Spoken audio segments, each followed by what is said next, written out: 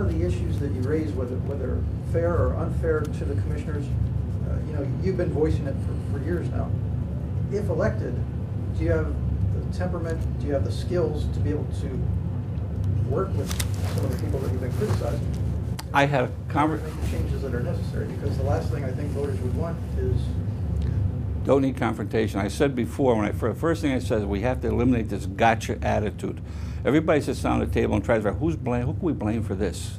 Who did that? Who screwed this up? Let's bring it out. Let's get them out there and beat them up publicly. I had a conversation at the end of last week, or maybe it was Monday, I don't recall, but I had a conversation last few days with Prabula, who's the finance director over there, budget director, whatever he is.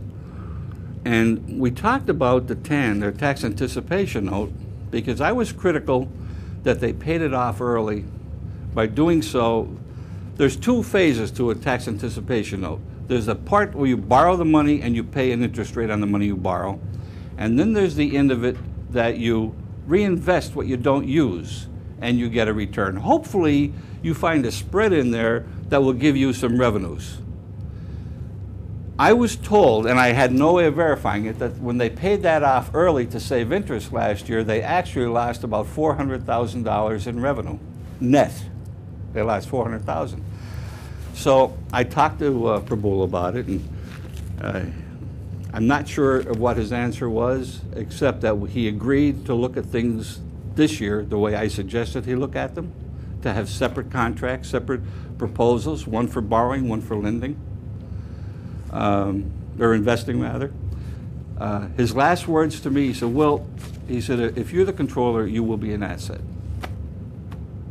Now, he's perceived as being an enemy of mine, I guess, from what you're saying, you know.